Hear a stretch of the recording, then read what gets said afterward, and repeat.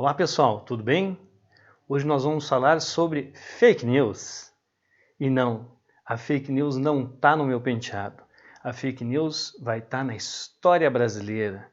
Não é recente, não é novidade que se tenha fake news para decidir alguns dos momentos mais decisivos da história desse país, como por exemplo, quem chega ao poder. Vamos entender um pouquinho mais então sobre essa fake news? O cadáver da nação. João Pessoa assassinado a mando de Júlio Prestes e Washington Luiz. Essa era a manchete e a ideia que circulava nos grupos de WhatsApp. Circulava pela imprensa da época do ano de 1930, quando o político paraibano João Pessoa foi assassinado numa confeitaria no Recife, estado do Pernambuco. E o assassinato dele foi atribuído ao então presidente Washington Luiz e ao presidente eleito, que iria, portanto, sucedê-lo, Júlio Prestes. Os dois foram colocados numa grande intriga de fake news que acabou fazendo com que o presidente eleito, Júlio Prestes, não assumisse e quem assumisse fosse um baita malandro lá do Rio Grande do Sul chamado Getúlio Vargas. Então, um dos eventos mais importantes da história brasileira tem como pretexto justamente uma fake news. E isso é importante a gente localizar para perceber como a circulação de notícias falsas ela não é uma novidade na política desse país e não estamos falando naquele momento de kit gay ou de mamadeira de certos objetos fálicos, mas de um tipo de notícia que é utilizado para mobilizar a população. No entanto, é importante entender que esta mobilização ela vai encontrar na fake news um catalisador, ou seja, um elemento que a move, que a concentra, mas não é ela que cria propriamente essa mobilização, é algo que já está latente, ela se aproveita disso.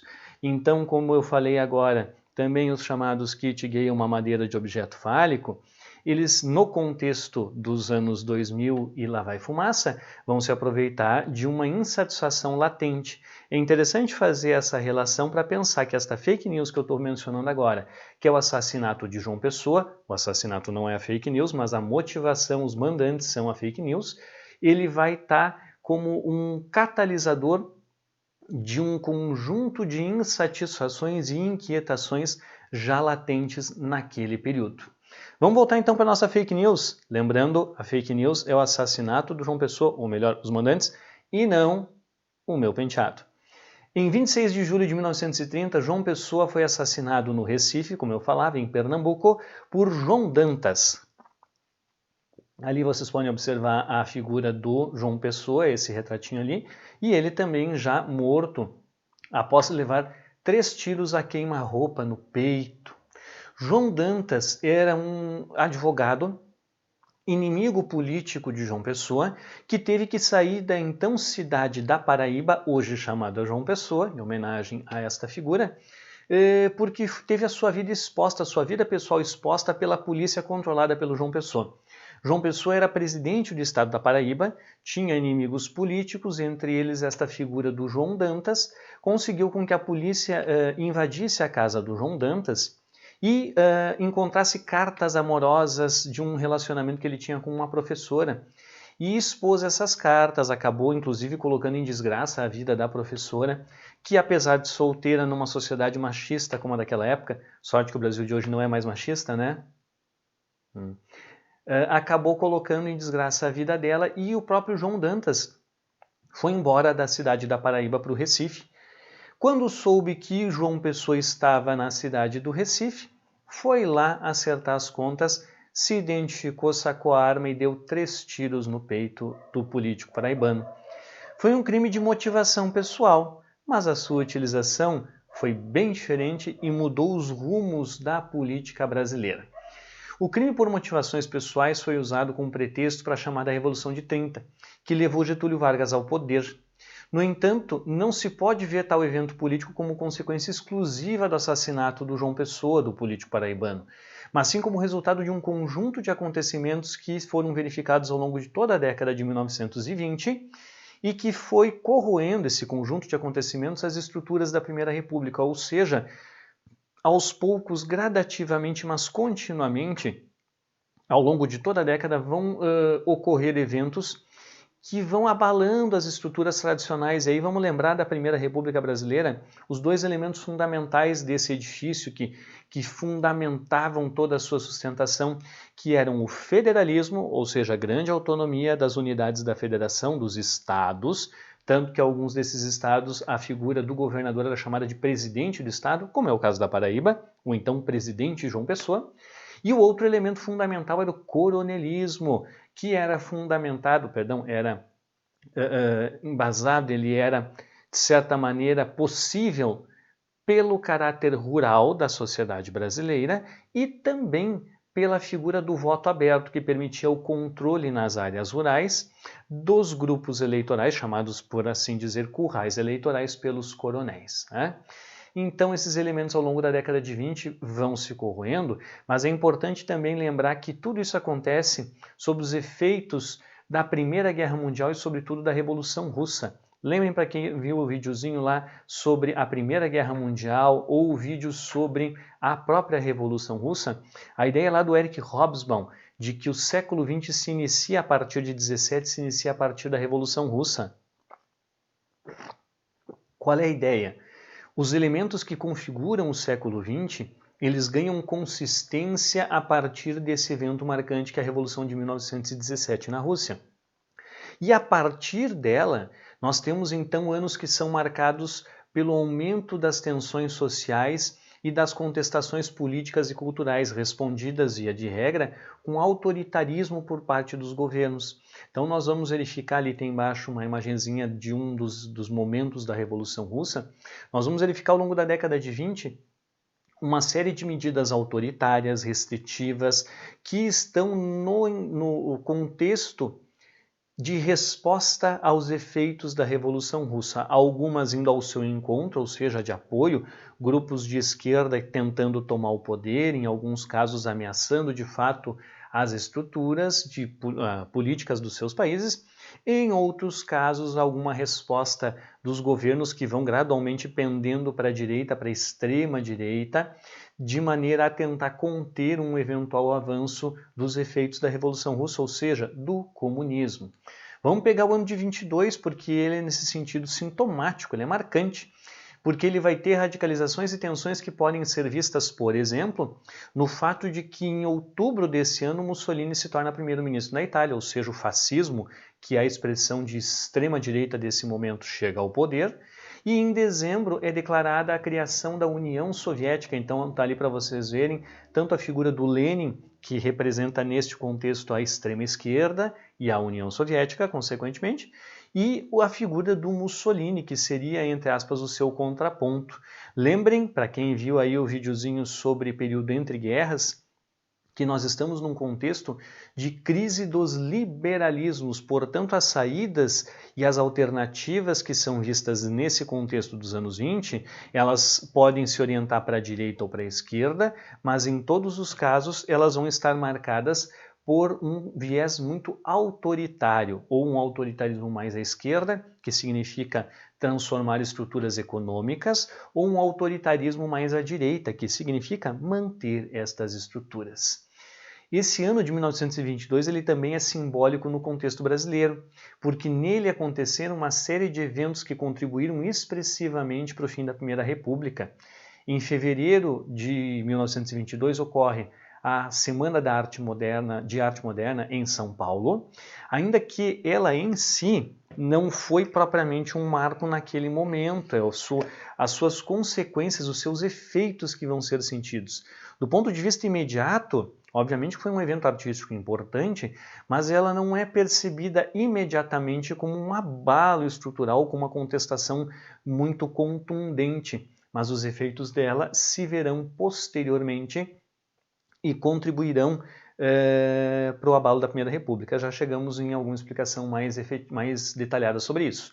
Em março é fundado o PCB, notem, na esteira justamente da Revolução Russa de 17, em março de 22 tem a criação do Partido Comunista Brasileiro, E em julho estoura a chamada Revolta dos 18 do Forte, ou Revolta do Forte de Copacabana, que é considerada a primeira revolta do movimento tenentista, que foi um conjunto de revoltas. Na verdade, chamar de movimento tenentista é uma maneira um pouco simplificadora, porque ele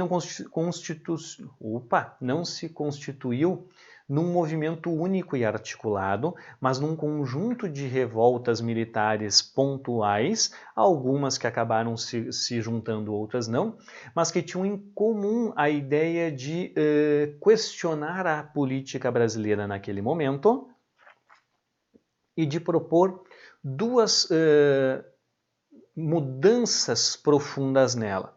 Uma delas era a ideia de moralização, ou seja, acabar com as fraudes eleitorais e, para isso, portanto, acabar com o coronelismo, com o voto aberto, com o poder dos chefes políticos locais. E a outra, além dessa moralização, seria uma maior centralização de poder, porque justamente a descentralização era vista como o elemento que permitia os desmandos dos coronéis e todos os problemas que a estrutura brasileira tinha, politicamente falando, naquele momento.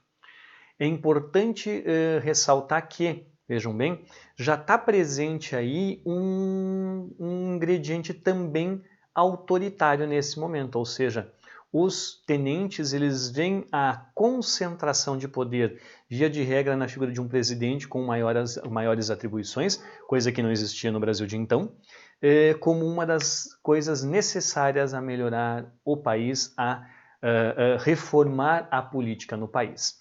Vamos pegar a Semana de Arte Moderna, 1922, está aí um cartazinho para vocês darem uma observada, é o cartaz do evento, os dois cartazes ali, e também embaixo uma imagem de alguns dos seus principais expoentes, Oswald de Andrade, Mário de Andrade, Graça Aranha, sentado ali entre os três sentados bem ao meio, o grande poeta Manuel Bandeira. Então estas figuras elas vão, com a Semana de Arte Moderna, dar o pontapé para uma contestação que vai ser um pouco mais diluída, mas ela vai ter um caráter muito importante para levar a Revolução de 30 e para jogar o Brasil no século XX. Vejam bem, o Brasil até então é um Brasil que tem pretensões europeias. As reformas urbanas, por exemplo, Pereira Passos, no início do século XX, ele quer fazer do Rio de Janeiro uma nova Paris, uma Paris tropical. Outras reformas urbanas vão ter esse mesmo sentido em São Paulo. A figura de Londres era o modelo, Berlim para Porto Alegre em alguns momentos por algumas reformas urbanas. E não só nessas reformas urbanas, mas também na própria arte brasileira. A arte brasileira, os parnasianos, por exemplo, ao final do século XIX, início do século XX, eles queriam muito se europeizar. E a Semana de Arte Moderna ela vai trazer a ideia de uma arte genuinamente brasileira. A ideia não da rejeição ao estrangeiro, mas a ideia de que a influência estrangeira ela deveria ser processada, mastigada, digerida para produzir uma arte genuinamente nacional. E aí esses caras do movimento modernista, eles vão pregar a ideia de que é necessário que o brasileiro se enxergue, porque na perspectiva deles o brasileiro até então não se via. Na medida em que ele queria se projetar como europeu, branco, entre aspas civilizado, cuidado com essa palavra, ele acabava não se vendo. E aí se criam personagens que vão tentar mostrar o que era o brasileiro efetivamente. Aí tem dois personagens marcantes para se lembrar, que são Macunaíma, o anti-herói, e o Jeca Tatu, do Monteiro Lobato. É interessante pensar que na medida em que esses pensadores, pouco redundante, né? Vão estimulando essa criticidade acerca de como o Brasil se via, eles vão contribuindo para que este Brasil olhe para si mesmo e perceba que ele não está funcionando, que tem alguma coisa de errado. Então vem na esteira disso uma reflexão que não fica apenas no campo cultural, que também vai para o campo político. Pensadores como esses, eles também vão dar umas batidinhas bem legais na figura da descentralização federalista, ou seja, de um federalismo que naquele momento é visto como excessivo, pernicioso, que faz com que parte do Brasil avance e outra não, e que não permita formar justamente um Brasil mais homogêneo. E aí que está o grande lance. Esses artistas, eles querem pensar o Brasil e o brasileiro. E na esteira desta contestação vem a ideia de que, para formar um caráter genuinamente nacional, brasileiro, é necessário que você tenha também um Estado forte na condução deste país. Um Estado, portanto, com mais autoridade, um Estado, para alguns, efetivamente autoritário. Não estou dizendo que é isso que os modernistas digam categoricamente, mas a sua contestação vai ir ao encontro dessas correntes de pensamento mais autoritárias que estão ganhando expressividade na década de 20.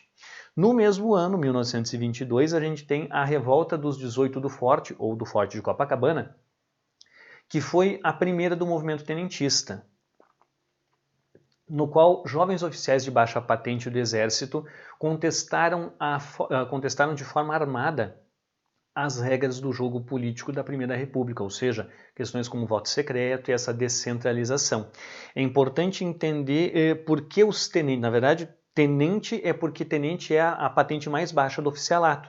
Pois bem, capitão, major, coronel, general e por aí vai.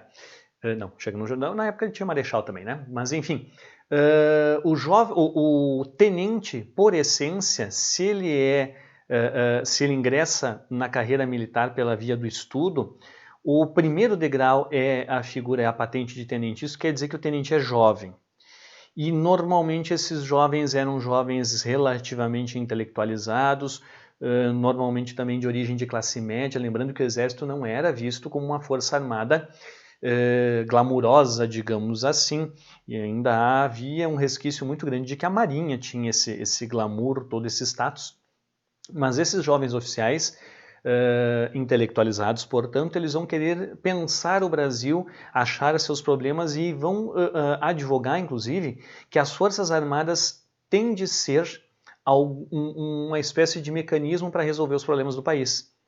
Não é uma novidade, porque desde a década de 1880, quando você tem o fim do Império e o início da República, as Forças Armadas e principalmente o Exército passam a ser agentes ativos na política brasileira. Então, o próprio golpe que leva à República, a revolta da Armada, as revoltas sociais que você tem ao longo do período da Primeira República, o governo do Hermes da Fonseca. Então, o Exército é um ator político importante e esses tenentes eles vão dizer que esse ator político ele tem que agora, munido de uma intelectualização, ou seja, de uma reflexão acerca dos problemas do país, levar essas soluções. Mas eles achavam também que os generais velhos, antigos, eles já estão contaminados por isso, então caberia a eles, jovens, fazer essa mudança através de revoltas armadas.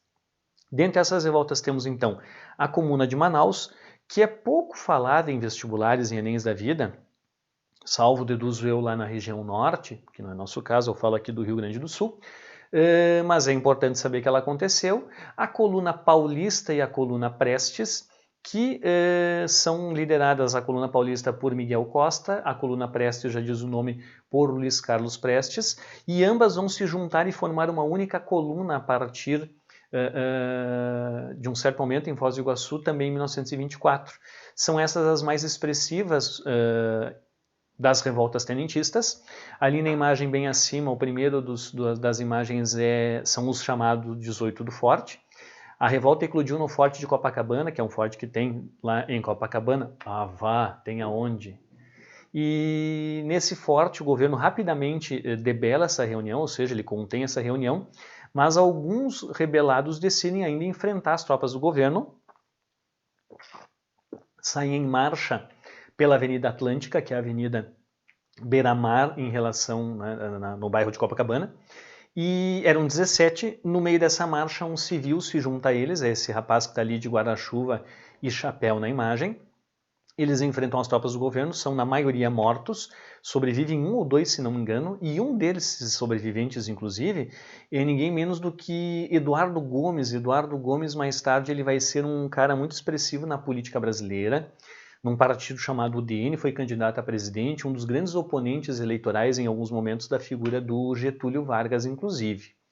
A imagem mais ao meio ali são os principais líderes da Coluna Prestes, aquele de barba mais espessa, mais à esquerda de quem está enxergando, sentado, perna cruzada, é Luiz Carlos Prestes, gaúcho, e ao lado dele está então o Miguel Costa, os dois grandes líderes dessa revolta, e ao lado dos dois ainda em direção à sua direita, quase no meio da imagem também sentado, está a figura do Juarez Távora. O Juarez Távora também é um jovem militar naquele momento, que depois ele vai ser um dos líderes da Revolução de 30, lá na nossa fake news, tá? Na região Nordeste, e depois da própria Revolução de 30, vai ter também uma importância muito grande no cenário político nacional. E o mapinha que vocês observam aí um pouco mais abaixo é o trajeto dos cerca de 25 mil quilômetros. É isso, 25 mil quilômetros. Não é fake news.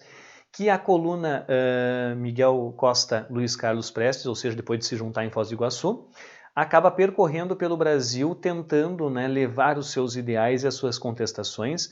Por um lado, são muito bem sucedidos porque nesta marcha que dura 3 anos, de 1924 a 1927, a coluna Prestes, agora vamos chamar ela simplificadamente de coluna Prestes, não tem nenhuma derrota, ela sempre conseguiu vencer os embates com o governo, ou pelo menos não perdê-los, porque o governo utilizava ainda táticas tradicionais de guerra, né? E enquanto que a coluna acabava adotando táticas de guerrilha mais ágeis, mais eficientes para aquele contexto.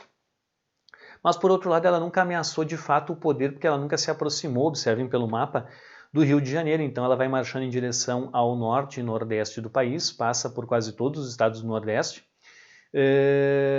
tem importância muito grande, num dado momento inclusive tem uma relação lá com o cangaço. Alguns líderes locais do Nordeste tentam cooptar Lampião para lutar contra o Luiz Carlos Prestes, o Lampião não aceita. E após esses 3 anos, então, voltando para a região centro-oeste, a coluna acaba já enfraquecida, entrando em território boliviano e se dissipando. E o Prestes, então, a partir da Bolívia, depois ele vai exilado para Buenos Aires. Naquele momento, sem dúvida, a capital cultural da América do Sul. E lá ele entra em contato com literatura de cunho marxista e acaba se tornando comunista. Então é importante dizer isso porque eventualmente alguém pode pegar a figura do Prestes, que foi uma das grandes lideranças do comunismo no Brasil, e interpretar que a coluna Prestes foi um movimento comunista. Não, o Prestes só vai aderir ao comunismo ali um pouco antes da Revolução de 30, é por isso inclusive que ele não adere a ela. Ele foi convidado pelo Getúlio Vargas para ser o líder militar. Não só foi convidado, ele recebeu dinheiro para comprar armas, dinheiro que ele embolsou e mandou para a União Soviética, depois ele inclusive vai para a União Soviética, porque ele dizia ser a Revolução de 30 uma revolução burguesa, uma revolução entre os poderosos, entre os oligarcas, que ele não ia tomar partido nisso, e aí se mandou para a União Soviética e o dinheiro foi junto. Bueno, outro elemento importante para a gente falar é que no meio dessas contestações culturais e políticas, esses efeitos eles se fizeram sentir de maneira lenta, mas contínua. E foram aos poucos abalando então as estruturas da República, porque a coluna, quando percorre o Brasil inteiro, vai levando aos rincões mais distantes, por exemplo, essas ideias de um país que tem que ter uma política mais moralizada, a necessidade de acabar com o voto aberto, o problema do coronelismo. A Semana de Arte Moderna começa a ter seus efeitos na produção literária, com as personagens que eu mencionei agora há pouco, e começa a circular a sua produção literária e artística de um modo geral, nos meios urbanos, por exemplo. E isto vai corroendo lenta, mas continuamente, como eu dizia, as estruturas da Primeira República. Além disso, também havia oligarquias que há muito tempo queriam um espaço maior de poder nessa estrutura da República Velha e não conseguiam, porque o poder dos partidos republicanos, lembrem lá da aulinha da Primeira República, não viu? Vai ver. Desculpa, não é aula, é vídeo. A aula tem que ter gente, aqui estou eu e a câmera. Mas naquele vídeo sobre a Primeira República eu explicava a importância dos partidos republicanos. Todo estado tinha um partido republicano, não havia um partido nacional, talvez um dos primeiros mais consistentes nacionalmente seja o PCB, o Partido Comunista Brasileiro, que ele não está dividido por um interesse estadual. Então os PRs eram muito importantes, PRP, Partido Republicano Paulista, PRM, Partido Republicano Mineiro, os dois juntos eram imbatíveis em termos de importância, mas havia outros, entre eles o PRR, Partido Republicano Rio-Grandense, e aquela figurinha que está ali nessa imagem abaixo é ninguém menos do que Antônio Augusto Borges de Medeiros, governador do Rio Grande do Sul durante 25 anos, literalmente um ditador, e que era líder, consequentemente, do PRR, e ele tentava sistematicamente abrir espaço para o PRR nas estruturas apertadas da Primeira República, tanto que ele se lança candidato à presidência em 1922, perde para o Arthur Bernardes, mas mostra como havia oligarquias que estavam querendo mais espaço e, na medida em que esse espaço se abria ou que as oligarquias dominantes se enfraqueciam, estas outras oligarquias vão se aproveitar disso ou pelo menos irão tentar. E um dos elementos que vai ajudar a enfraquecer essas oligarquias maiores de São Paulo e de Minas é a crise de 29, iniciada em outubro daquele ano, porque ela vai atingir diretamente as economias agroexportadoras especializadas do mundo inteiro. Lembrem, para quem não viu o vídeo, vai lá assistir, sobre a Primeira Guerra Mundial e também sobre a Primeira República no Brasil, a ideia de especialização produtiva, ou seja, cada nação tinha uma especialização, tinha um produto que ela fazia e que ela era, entre aspas, a grande produtora no planeta, no caso do Brasil é do café. E aí essa ideia de que cada economia seria especializada, ela compraria de outras especializadas o que ela não produz, e todas as especializadas agroexportadoras comprariam dos poucos países industrializados, não precisariam se industrializar porque tinham de quem comprar. Um esquema, obviamente, muito vantajoso para as poucas nações industrializadas, via de regra aquelas que pela concorrência entre si vão entrar na Primeira Guerra Mundial, vão se arrebentar, mas as agroexportadoras, por essência, elas são mais frágeis nesse sentido. A economia agroexportadora ela é mais dependente. Então o que acontece? Aí vem justamente a demonstração dessa dependência.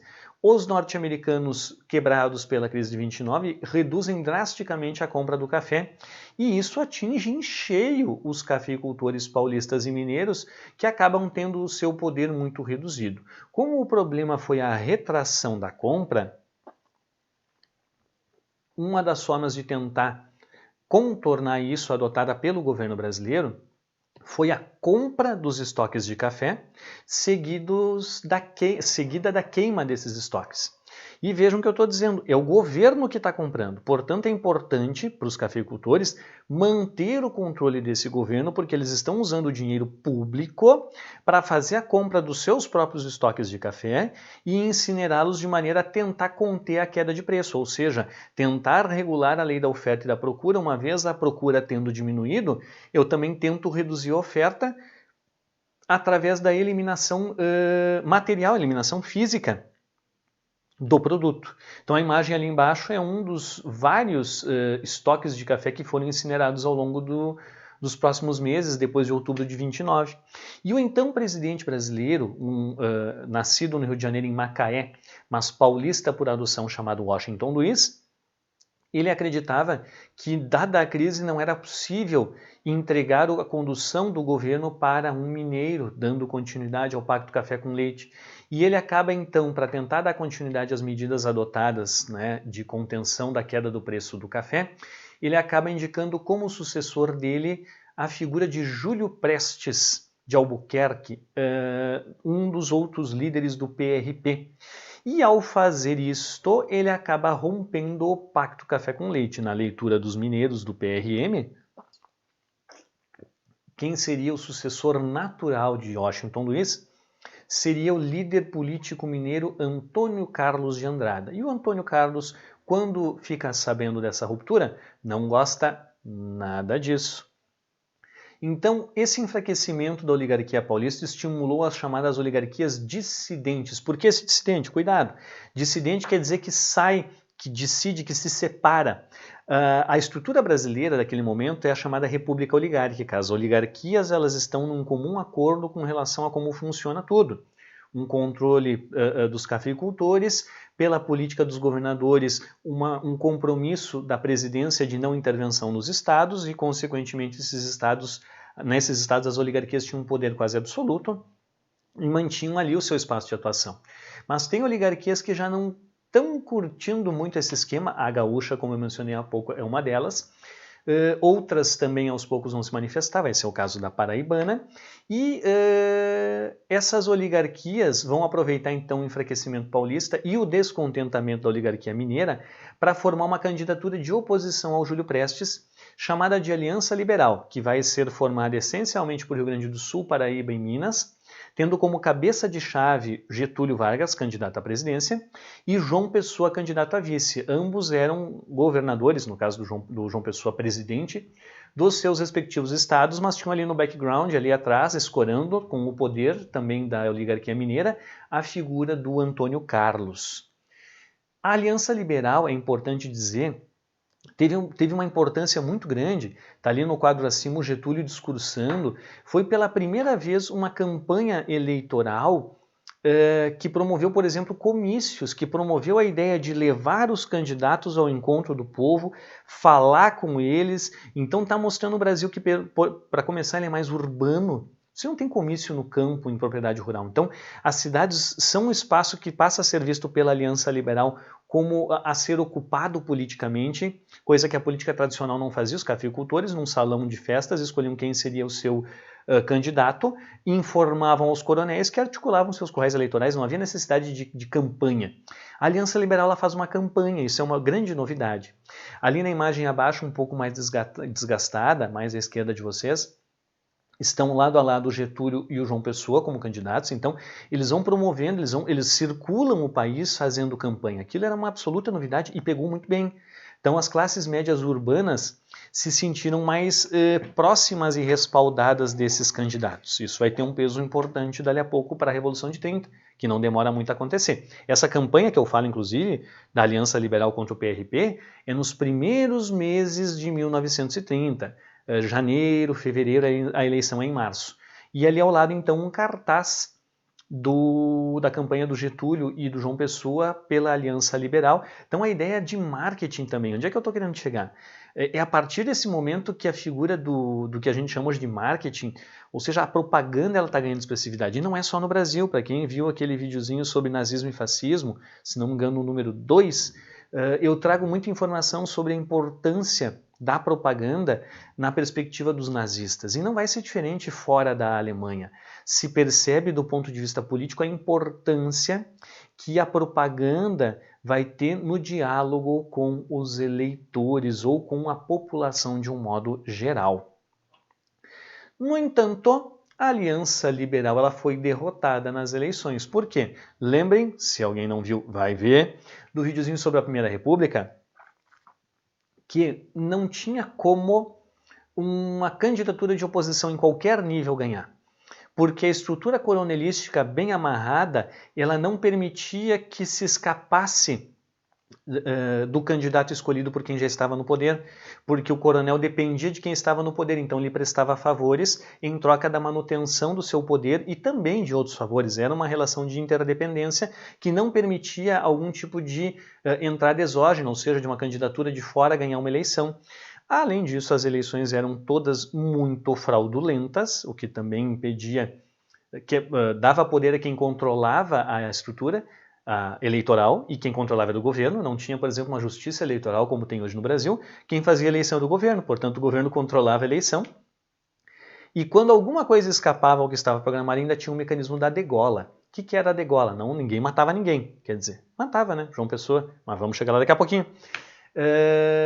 A degola era a eliminação de algum candidato eleito que não fosse do interesse do presidente ou do governador, sobretudo do presidente. Havia a chamada Comissão Verificadora de Poderes, que pegava as listas dos eleitos e dizia quem foi fraude e quem não foi. Via de regra, quem foi fraude, quem era fraude, eram os candidatos que não eram apoiadores do presidente e, consequentemente, seu sucessor, que era sempre dentro do status quo, ou seja, da situação. A Aliança Liberal, portanto, ela é derrotada. Do ponto de vista nacional, a proporção é cerca de 60% a 40%. 59, alguma coisa contra 40, alguma coisa. Então não é uma diferença tão grande percentualmente. Se não me engano, o Júlio Prestes tem 1 milhão de votos, o Getúlio 700 mil. Era pouco voto mesmo, lembrem. Brasil daquela época, rural, o voto é só para homem, alfabetizado, maior de 21 anos. Então, o número de eleitores é bastante restrito já. A fraude comeu solta de ambos os lados. No Rio Grande do Sul, Getúlio ganhou com quase 100% e em São Paulo, Júlio Prestes com quase 100% também. Então, quem controlava a máquina estadual conseguia fazer o resultado, mas os paulistas ainda tinham na mão a maioria dos estados brasileiros pela estrutura colonialista. E parecia que, ok, siga lá a pelota, ou seja, quem perdeu volta para casa. Tem uma charge, inclusive, da época que é Getúlio, com uma bombacha toda esfarrapada, botando uma viola dentro do saco e voltando para o Rio Grande do Sul. E a princípio tudo parecia que seguiria como sempre ocorreu na Primeira República. Até que no dia 26 de julho de 1930, numa confeitaria do Recife, o cadáver da nação muda a história. Sacou a fake news? Um crime passional, um crime por motivações dentro de um jogo político, mas que não era exatamente aquilo que se atribuiu a ele. Era uma política localizada de um inimigo político do João Pessoa que não teria efeitos maiores se não fosse bem aproveitada. E quem vai aproveitar isso? Uma gauchada muito malandra. Logo depois da derrota da Aliança Liberal, tem um grupo de políticos jovens, gaúchos, apelidados de jovens turcos, em alusão a um grupo que na Turquia, mais ou menos nessa época, faz uma série de reformas, acabam com o sultanato, vão estabelecer a Turquia moderna, são liderados por uma figura chamada Mustafa Kemal, que é conhecido na Turquia como Atatürk, que é o pai dos turcos. E esses jovens turcos gaúchos, liderados por Oswaldo Aranha, por João Neves da Fontoura, por Flores da Cunha, vão passar a defender a ideia de não aceitar o resultado da eleição, de romper o sistema político através de uma revolta armada. Ou seja, perdemos no voto, que foi fraudulento, que nós não concordamos, vamos para a pancada mesmo. Mas os líderes maiores não respaldavam isso. Getúlio sempre foi muito astuto e muito malandro na política, não os dava apoio declarado. Da mesma maneira, Antônio Carlos, nenhum deles botava a cara a tapa. Até o assassinato do João Pessoa, quando eles começam, os jovens turcos, a utilizar essa morte como um catalisador, como eu dizia agora, de uma insatisfação. Então a morte do político paraibano permitiu uma ampla e eficiente utilização desse acontecimento como forma de mobilização para uma ruptura. A sociedade ela vai dar um respaldo assim, vamos romper. O que é ruptura institucional? Golpe. Nada mais é do que uma alteração do jogo político e uma substituição de quem está no poder por outra pessoa ou outro grupo, não pela forma institucionalmente estabelecida, ou seja, não vai ser por uma eleição, no caso de uma república liberal e democrática, e isto é, via de regra, chamado de um golpe. A palavra golpe, naturalmente, ela tem um peso, uma conotação negativa, e não poderia deixar de ter, e por isso, muitas vezes, aqueles que promovem um golpe, eles acabam querendo fugir dessa expressão, e acabam adotando uma que, na verdade, traz o golpe dentro de si, mas ela tem, por sua vez, um caráter mais positivo, que é a ideia de revolução. Toda revolução é um golpe, porque ela quebra a estrutura institucional, ela estabelece uma nova estrutura. Só que, via de regra, as revoluções são vistas positivamente, Revolução Francesa, Revolução Russa. Então, aqueles que dão um golpe quando chegam ao poder procuram chamar o seu golpe de revolução. No Brasil isso é sintomático, por exemplo, em 64, quando após o golpe civil-militar, aqueles que o implementaram passam a tentar, né, estabelecer a ideia de revolução de 64, coisa que não pegou, salvo para quem não tem o mínimo de discernimento e os dois neurônios um não concatenem com o outro ainda.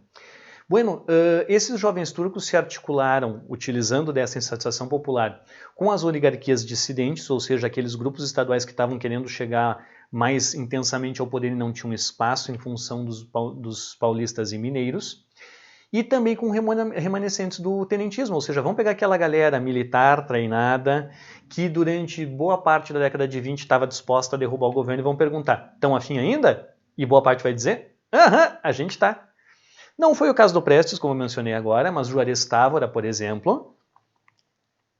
E quem vai acabar assumindo a liderança militar desse movimento vai ser um general chamado, naquele momento não um general ainda, mas Góes Monteiro, que depois também vai ganhar uma expressividade muito grande na política brasileira. E este movimento político-militar ele vai começar em 30, por isso, em outubro, 13 de outubro de 1930, por isso que, como ele foi bem sucedido, ele chegou ao poder, a gente chama ele, porque eles acabaram constituindo esse nome, Revolução de 30. Portanto, nasce aí a chamada Revolução de 30. Tem ali a primeira imagem colorida, uma alegoria dos 3 estados que seriam os seus líderes. Então, ao centro ali, o Rio Grande do Sul, ladeado por Minas e por Paraíba, suas respectivas bandeiras. Aquela bandeira da Paraíba, inclusive, eu nego, né? A expressão nego é em relação à própria ideia da morte de João Pessoa, de negação àquela situação. Enfim, ela é um registro de contestação que acabou ficando, tão marcante que a própria cidade da Paraíba, que era a capital, vira João Pessoa. A imagem logo ao lado é Getúlio Vargas pegando um trem em Porto Alegre para ir em direção ao Rio de Janeiro. As tropas iam à frente, né, nas batalhas que se desenhavam, e gradualmente, obviamente, né, calculando cada passo, cada quilômetro percorrido, Getúlio ia seguindo elas de trem. Do lado do Getúlio ali, o Getúlio é o mais baixinho ali dentre os caras que estão no trem, aquele que está de braço erguido ali abanando para a população, na direita dele é o Oswaldo Aranha, que depois também vai ter uma expressividade muito grande na política brasileira e não sem razão, inclusive. E a imagem mais abaixo é de novo o trem, um dos trens que o Getúlio pega, já na cidade paranaense de Ponta Grossa, ou seja, muito próximo a São Paulo, consequentemente indo em direção ao Rio de Janeiro, a capital federal na época. E ali, note, o Getúlio já está fardado, o Getúlio ele já está como o chefe, o líder da Revolução. Ele não era um militar, ele era um político, de formação ele era advogado, mas ali ele está fardado porque o movimento tem todo esse caráter militar. E o movimento vai ganhando força, ele vai sendo recebido nas cidades, em cada cidade que o Getúlio chega, ele é aplaudido, ele é comemorado. Então, a população, de fato, pela primeira vez, para quem viu o vídeo da Primeira República, eu mencionava a figura dos bestializados, que é uma expressão que o José Murilo de Carvalho, um historiador, utiliza para falar de como a população reagiu ao golpe da proclamação da República. Ou seja, assistiu atônito e não entendeu. A Revolução de 30 talvez seja, das rupturas institucionais brasileiras, aquela que teve a maior participação popular. Houve, de fato, um apoio, um engajamento, não no sentido de participar da luta, mas de uma simpatia dos meios urbanos pela quebra da estrutura da Primeira República. Então, Getúlio era muito bem recebido na medida em que ia percorrendo o Brasil. No entanto, os paulistas já não viam isso com tão bons olhos e decidiram impor uma resistência para que Getúlio não passasse por São Paulo e chegasse ao Rio de Janeiro.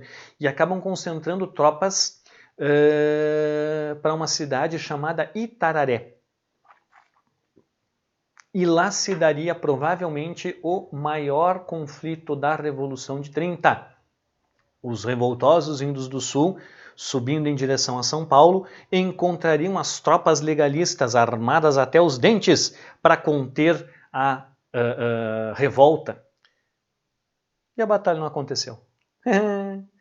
Provavelmente para bem, porque toda e qualquer batalha evitada é sempre um bom negócio. Quanto menos sangue o ser humano derrama do seu semelhante, melhor é. Mas o fato é que a partir dali ficou claro que a força da Revolução de 30 era inexorável, ou seja, iriam chegar de qualquer jeito ao poder. Por isso, vendo que a batalha não ocorreu, os líderes militares legalistas, o que é legalista? É aquele que está no poder, é o que defende a legalidade, defende a situação. Então, os generais que estavam submetidos ao Washington Luiz depõem ele. Não é o Getúlio e a Revolução de 30 que vão depor o Washington Luiz. Os próprios líderes militares do governo depõem o presidente e informam ao Getúlio, meio que numa tentativa de dizer, olha, se a tua intenção era derrubar o governo, nós já o fizemos. E o Getúlio responde, por meio de carta a esses líderes militares, algo do tipo, agradecemos a sua colaboração, mas quem vai ficar no poder somos nós. Baita malandro, né?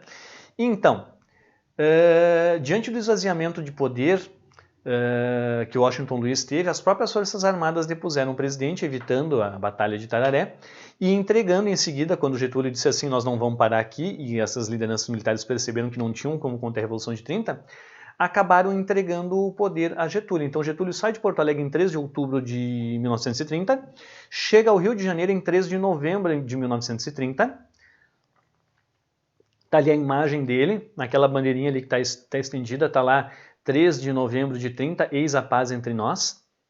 E Getúlio assume o poder como líder revolucionário, dizendo que vai deter esse poder provisoriamente.